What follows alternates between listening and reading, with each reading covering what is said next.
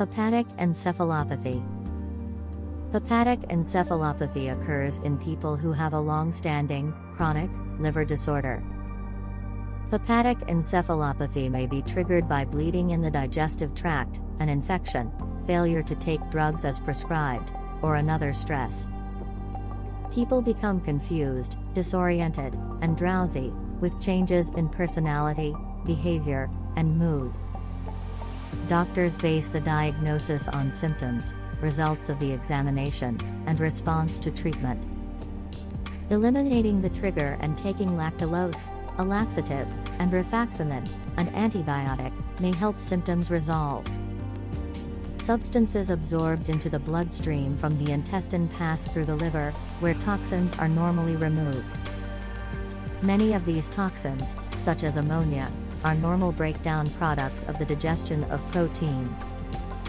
In hepatic encephalopathy, toxins are not removed because liver function is impaired.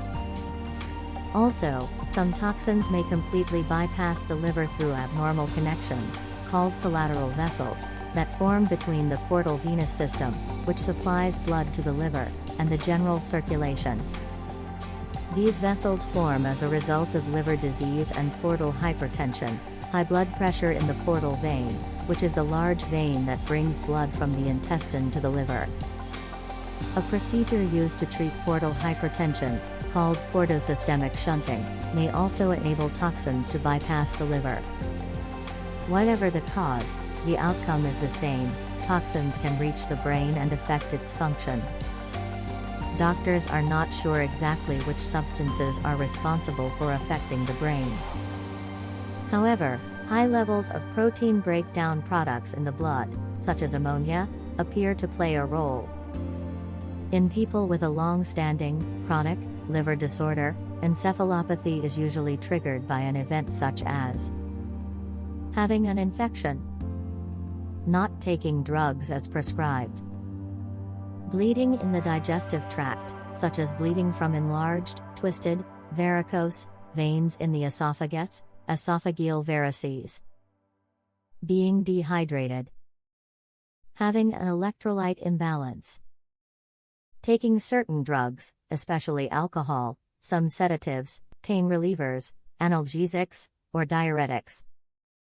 Symptoms of hepatic encephalopathy. Symptoms are those of impaired brain function, especially reduced alertness and confusion. In the earliest stages, subtle changes appear in logical thinking, personality, and behavior. The person's mood may change, and judgment may be impaired. Normal sleep patterns may be disturbed. People may become depressed, anxious, or irritable. They may have trouble concentrating. At any stage of encephalopathy, the person's breath may have a musty sweet odor. As the disorder progresses, people cannot hold their hands steady when they stretch out their arms, resulting in a crude flapping motion of the hands, asterixis.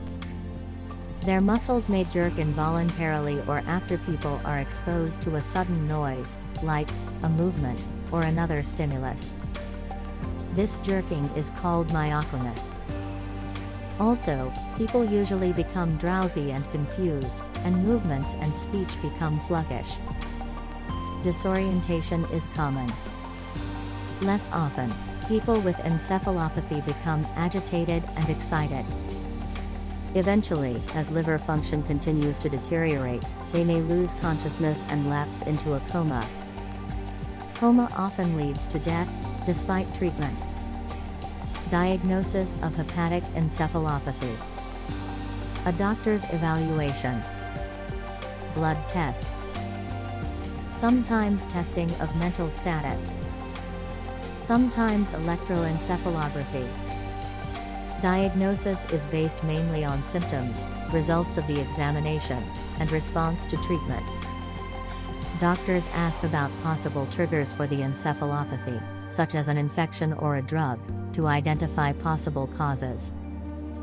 They do blood tests to identify triggers, particularly disorders that can be treated, such as infections or bleeding in the digestive tract, and to confirm the diagnosis.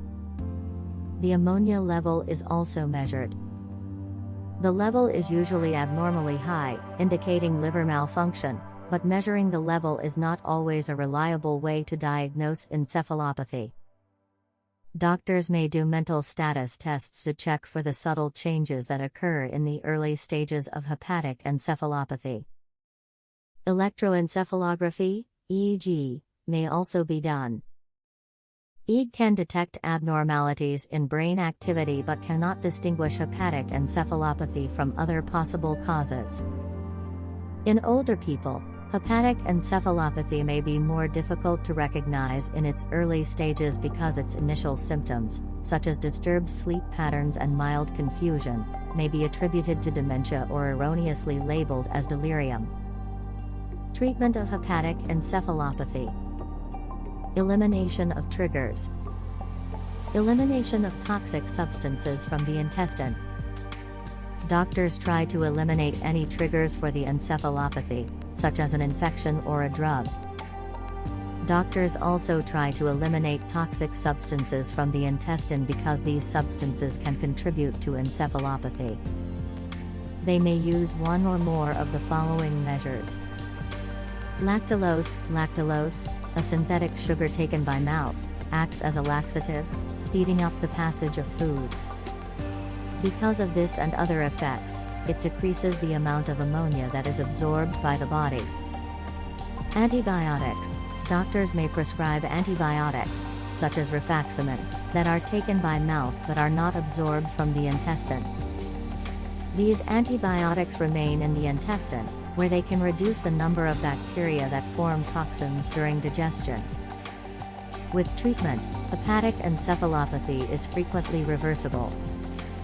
In fact, complete recovery is possible, especially if the encephalopathy was triggered by a reversible cause. However, people with a chronic liver disorder are susceptible to future episodes of encephalopathy. Some require continuous treatment. Let me know what do you think. Looking forward to your comments.